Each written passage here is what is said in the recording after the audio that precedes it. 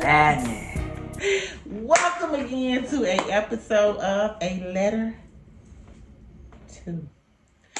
And we are here today talking again about an issue about fathers. As you can see, I'm repping the company. I'm repping the production. I want my daddy, which is an inspiration for A Letter To. We have here none other than our very own brother, Donnie. Boom. Donnie, give him a what's up. What's happening, y'all? It's a pleasure to be here with you, big sis. Oh, yeah, it's a pleasure to have you. And so, as I intimated in our last episode, that A Letter To is basically here to help with issues of the heart. And it was inspired again by the production I Want My Daddy. Great production, by the way. Thank you. See, he saw it, y'all. He saw one. Wait. Hold on. Wait. No, I didn't just see it. Okay. I was there in the midst of. Okay. Went down to Memphis. I was there. That's helping right. out with the production. Right. I was there. I pulled some couches. I was there. So when I tell y'all it was great, she ain't paid me for that. All right. Or he came and he volunteered because he believed in the movement. He believed in what we had in the show and what the show was about and what, the whole important part of what it was, which was to bring healing, restoration, all of that for families, for women and men that had relationship issues with their fathers. So here we are today again, just a little spin-off, just to talk about it. And that's not to say, as anticipated before, that the show is over. You don't never know where we're going to pop up. I'm just saying, you'll never know. But in the show, there were issues that each character faced as it relates to their father, because you saw it. And in issues where some people, everyone had to face what their loss was or what their issue was about the absence of the father. And so however they dealt with it. Except for one character who we never really find out who her dad is. And I think it was just meant to be that way because, as I said before, everybody doesn't get the happily ever after. You may not ever know your father, or you may never have that relationship with him. Even if you meet him, you may never have that fairy tale type relationship that everybody or that it appears, and how Hollywood or how people make it seem like it's always everything is hunky-dory. It's not always going to be that way. Not at all. And so all of us don't get the cookie cutter lifestyle. True. But we have to deal with the hand that's dealt. If you play spades, and I do, and I don't play, so please tell me you know how to play. Don't you know how to play spades? Oh yeah. Because all that reneging and stuff. I mean, I get serious about cards. You know what I'm saying? Yeah. I get real serious. So if you don't know how to be it, don't be my partner. You gotta go over there. Yeah, I'm serious about playing the hand that I'm dealt. There you go. You ain't gonna even know I got a bad hand. I'm gonna be acting like I got the heat because I just know how to just play. And like what's funny? Since we talking about daddies, right? Okay. My dad, he taught me how to play spades. He taught pretty much a bunch of us how to play spades. Okay. And one thing he always said was, I may not be able to beat your hand, but I can beat the person that's playing it. Come on now! Come on now, Daddy. That's how you know how to play the hand. You ain't that you dealt. You play the hand you dealt. You understand what I'm saying? So there you go. So that's how life goes. You have to play the hand that you're dealt. So what do you do when you don't have a father in your life anymore? Or how do you cope with that? So we have my brother, my friend Donnie is here, and we're going to do a little, talking about his dad. Donnie, tell us a little bit about your father. Got me, man. I'm gonna tell y'all it. Girl, you got me. So, my dad, Mr. Daniel Boone. So I'm the youngest in our family, and I was his surprise baby. I was his miracle baby. Oh wow. That's a whole nother story of my life. But I was the one that nobody knew was coming, but I was here. Wow. And he was my best friend. When I'm talking about from Little League sports, he was one of my coaches. Yeah. Playing baseball, I already told y'all, he taught me how to play spades, taught me how to play dominoes. Hey. You know how to slap the bones? No, you don't. Wait. You see, we here at a pool table. He taught me how to, use the cue, boy. Taught me how to shoot pool, too. You know, then. Pretty much. Okay, and good. so, when I tell you my dad was my best friend, yeah, he was my best friend. And, so, it's crazy, we talking about, the show and everything. One of the characters who lost her father, and it was like suddenly. It was one of them sudden, like, oh my God, what I just saw. And for me, it was the same way because it was literally 5 days after my birthday. 5 days right before Christmas. Wow. So it was literally slapped in. December 20th, 2009. And it was actually what's crazy. It was in the hallway of the church that we attended at the time. In the hallway. And that day, they got him to the hospital, or they were on the way to the hospital. We found out that's what he passed in. But it was one of those moments like my life I felt at that time it was over. Because it was like the one person who I could talk to, who loved me as a man, despite my faults, my flaws, everything. He was gone, and the one thing that I honestly wish that I could get back, you know what I'm saying? Not just, everybody wants, oh man, I wish I had time. Right. Yeah, but there's just one moment I wish, because the day before he passed, like, again, it was a shock, because my dad, to us, he was the most healthy person. Right. What those saying, healthy as a horse. I mean, we lived in Olympia Fields, Illinois, which is a suburb in Chicago, and we went to church. So we lived in the south suburbs. We went to church in the west suburbs. It was like an hour away. My dad drove. So it was like, again, he drove that morning, me and my mom, to church. So again, we didn't even know he was sick. It didn't even, like, there was no signs or anything. Right. But the night before, we were in the middle of watching a basketball game. Love, go Bulls. Yeah, Chicago represent. But I left. Like, I went to go hang out with friends or whatever, and it was just like doing some other stuff. And I wish I could take that back. To spend those last moments, which again I didn't realize would be my last moments. Right. But I wish I could spend those last moments. Yes. With my dad. Right. So priceless time. Yeah.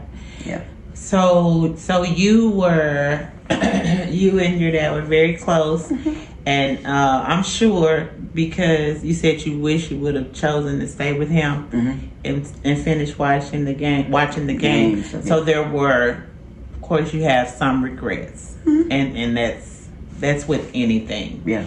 If we could have a do-over in life, yes, with anything, how we handle an argument. We may say the wrong thing and we wish you could have a do-over. I wish I could take that back. I wish I could. Or if we have an argument and we didn't say what we wanted to say, and we say, oh, I wish I could have a do-over because I would say this, and this. Yeah. So we always we have moments where we wish we could do something over again. Yes. And so let's talk about how, as a man, I'm glad we have a man on the episode, because I'm a woman and I know what it's like, how it feels to not have a father in your life growing up, and that's why I was so able to write from the perspective for the characters that I wrote from, because I'm a woman and I know how it feels. Yeah. But even also as it relates to how God turned the tables for me, and I was able to write for a son instead of a girl. I have 3 girls that are main characters, Yeah. but one of the girls has a son. And the Lord just revealed to me how that son felt about his father, who at the time was in the home but not really in the home. And how his presence was needed, but he was absent. Right. So I learned through the eyes of God how a young man feels, and then even in writing the character Cole, how he expressed how he felt. He didn't grow up with his father, so I knew only by revelation knowledge how a man feels. But to have a man on the show, for sure, to tell me how it feels. Are there moments when you are going through life? Yeah. And I'm working on saying when you're going through life, and you feel like, are there moments when you feel like you need him? Like maybe a decision that's about to be made, you wish you could get his advice on. Yes. Talk about the moments that you wish, that that you could just talk to him. So what's crazy, like I said, when he passed, it was 5 days after my birthday. So I had just turned 29. I'm sorry, I gotta do math. Just turned 22. I just turned 22. So fresh 22 years old, coming into becoming a man. Yes. And it's like it's gone. And so now I have uncles, brothers, I have older male figures in my life. But the problem is, see, a lot of times, like what you said, like you wrote from the perspective of the person who had a dad. Right. But he was there, but he wasn't there. Right. My dad was there. Yes. Like, so it was like he was in the home and he was a part of my life. Right. So when he died, it was like a part of my life died.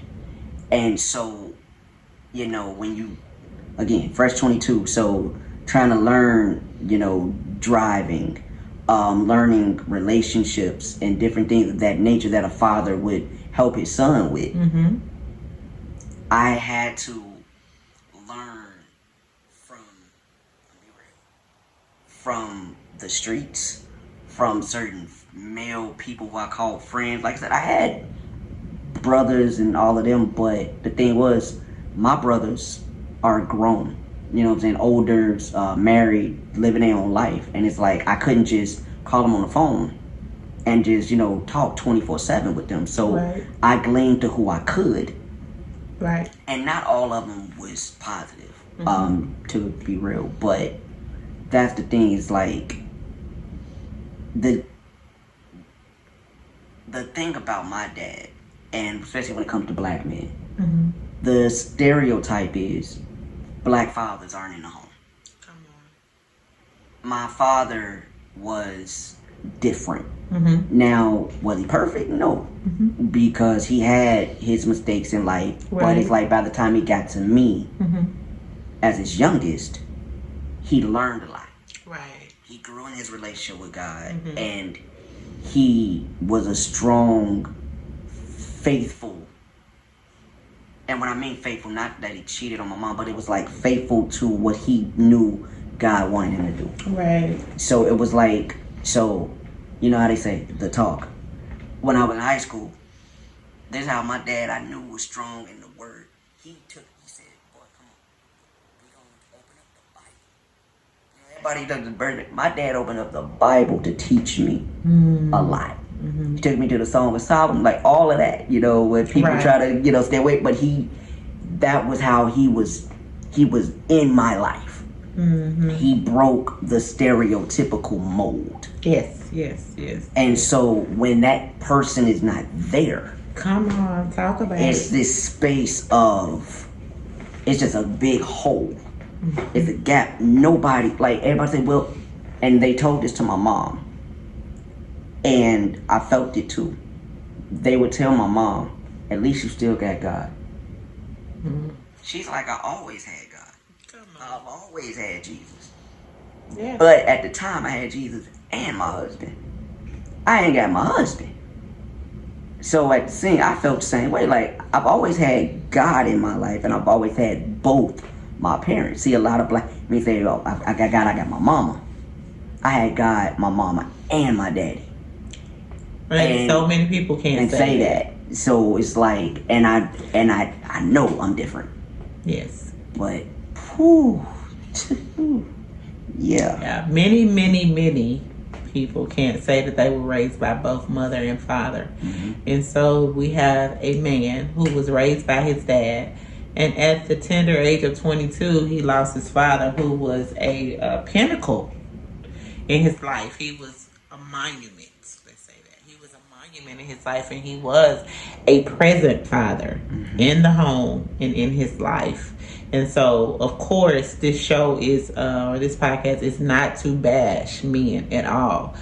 It's talking about the importance of a father in the home, and then how it affects the child when that person is not there, and they're just dealing with the emotions that they have to deal with, because a lot of behavior is learned. And so, as for even as it relates to Cole and him being the type of father he was, he mimicked behavior. Like Donnie just said, his uncles are there, his brothers are there. So Cole, the character in the production, mimics the behavior of his uncle because his father wasn't there.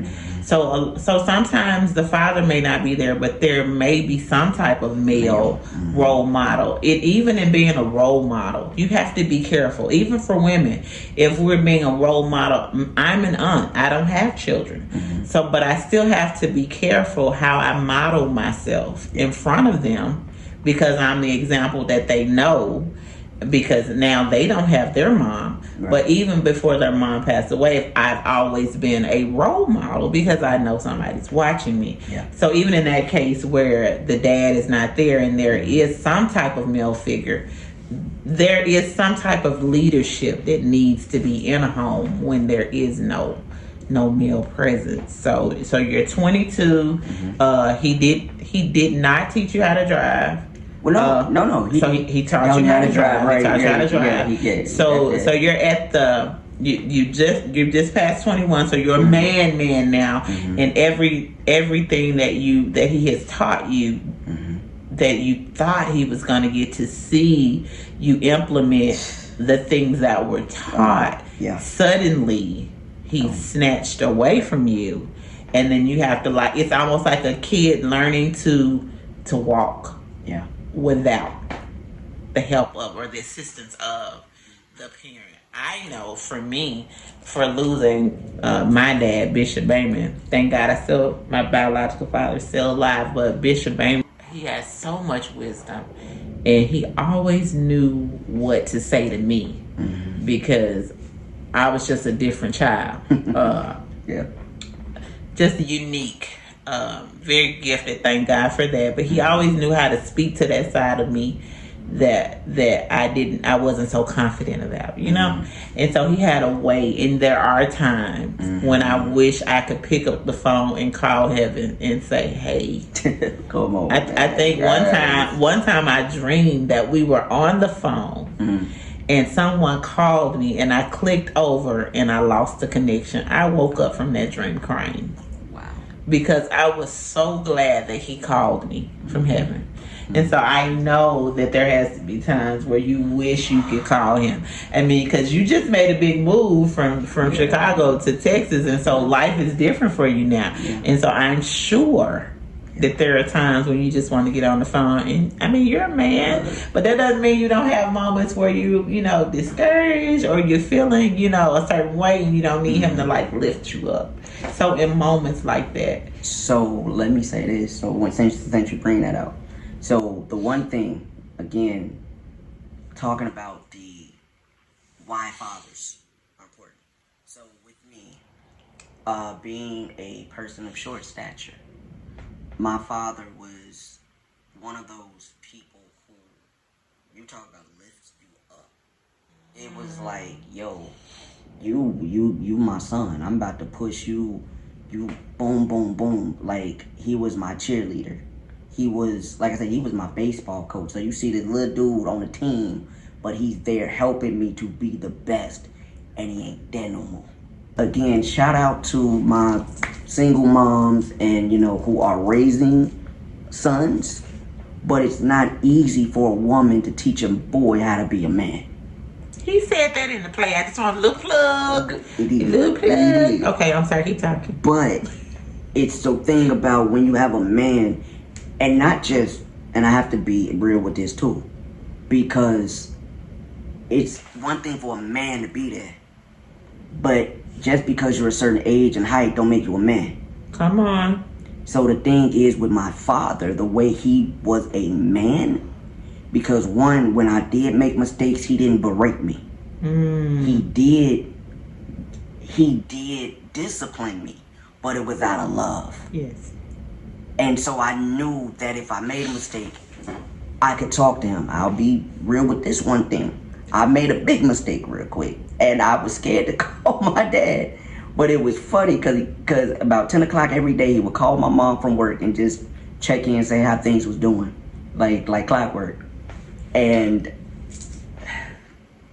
I was with a young lady, and my mom said, your son got something to tell you. And so I've talked to him. And normally if something like this happens, like, you would think your dad about to... He's like, all right, so look, this is what we gonna do. We gonna take care of business. If you did it, I'm gonna be there for you. I got your back. And that's the kind of thing that a father, not just a man, but a father does. And when he died, that part was ripped. Yeah. And so, I wish I could call him and be like, Dad, I'm hurting right now. Dad, I don't feel strong. Dad, I don't feel like I can do this. I feel weak. I feel emotionally drained because some things that if it would have happened before, he got me. He would have put me in the car, took me, whatever, we gonna go shoot pool, we gonna, go to a movie, something. I got you. Right. He ain't there. So it's been over 15 years, but it's still not easy when that one person who was that, God bless my mama. I love my mama. You know what I'm saying? I don't want to take away, I love my mama. Right. But again, when you have both, and you have that father, not just a man, but a father in the house. Donnie said a lot of good, a lot of good points. He was very transparent, which some men are not. So that's a big kudos to him for that. He was transparent about his father being in his life and the impact of him no longer being there. Yeah. He said something about, does not matter if you're a man. It's not just being a man, it's being a father. And it reminded me of a song that I wrote that was sung in the production, and it'll probably loop under here when we do the editing. But it's called "What Does a Father Do?" And I'm sorry, that was a great song. I'm sorry. and a part of the song says he's supposed to take good care of you, pick you up whenever you fall, and always there whenever you call. He's supposed to be your hero. Yep. So that's how, and funny, he's agreeing with everything, because I wrote the song from a woman's perspective, but literally that's what a father is to both woman and man. He's supposed to be your hero. Supposed to take you wherever you desire to go, and no matter how high the cost, he's supposed to never say no.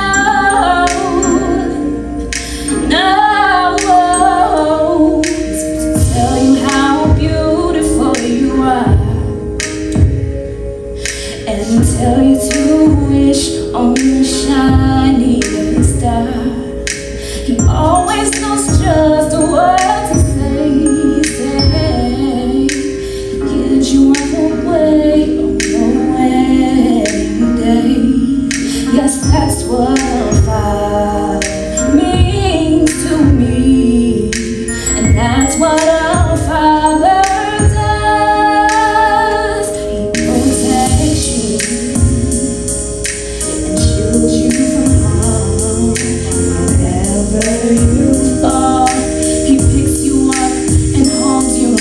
arms. Oh, that's what a father does.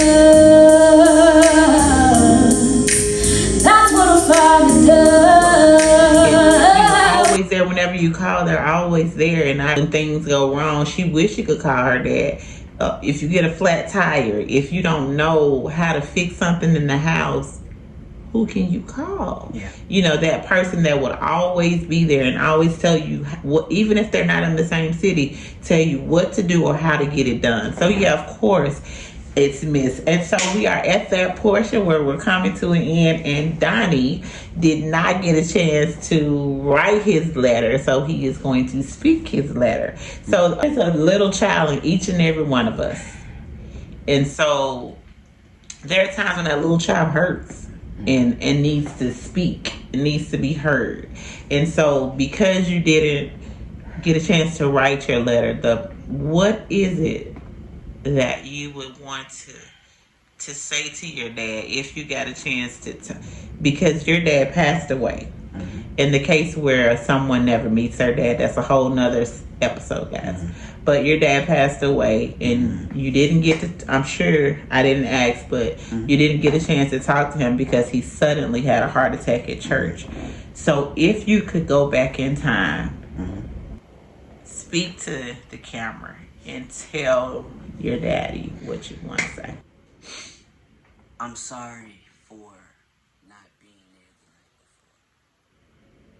I'm sorry for not knowing that you were in pain. I'm sorry for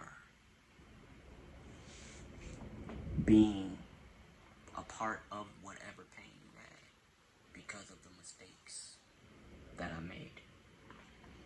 You carried me a lot. You carried me through a lot. But I do know that I put you and Mom through a lot. But yet you never gave up on me. I really do wish that I could take back a lot of what I did to be a better person for you. I wish I could be one who could take that pain away like you would do so much for me.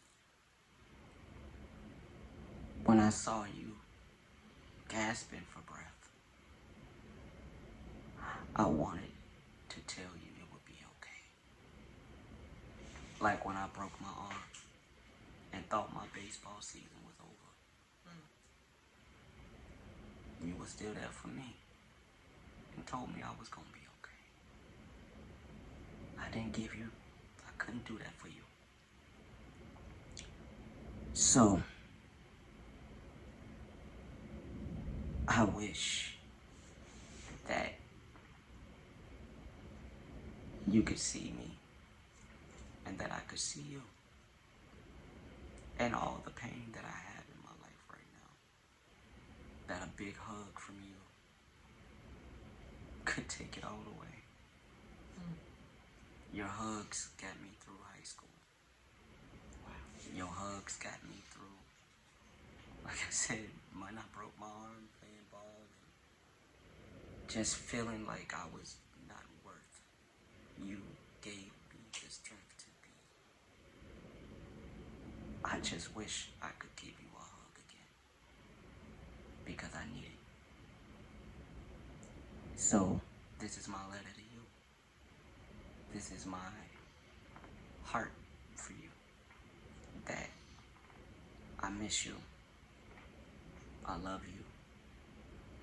But for the 22 years, 21 and a half years, the time that we had, I want to say thank you. I want to say thank you for not just being there as far as a name on a sheet of paper, but you were there when I needed you. And I'm glad that you're at peace. Love you. All right, Donnie, thank you so much for that heartfelt letter. pouring out your heart to your dad or pouring out what you would have said to him. Yeah. Hopefully, it was somewhat freeing. And one thing that I do want to say to you is you see yourself in all the mistakes that you said you made and you apologize for them. But daddy knows his child. Yeah. And one thing about fathers, they're just like our heavenly father, honestly. Your father is an imitation of what your heavenly father is, because the Bible says he gives good gifts to his children. So why wouldn't God do the same for us? Yeah. So he had unconditional love for you. Yeah. So it does not matter what mistakes you made. That's why he's like, we're going to fix it. Because that's what dads do. They fix stuff. Yeah. So thank you for sharing your heart with us. Thank you for coming on and just talking about your dad and talking about the importance of men and being men, not just being a man, but being a father, being present. So thank you so much for joining me and connecting with me. And take out the time that you need to deal with your issues, whatever matters of the heart.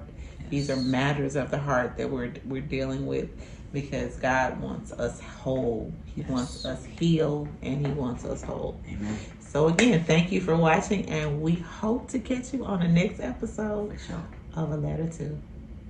God bless.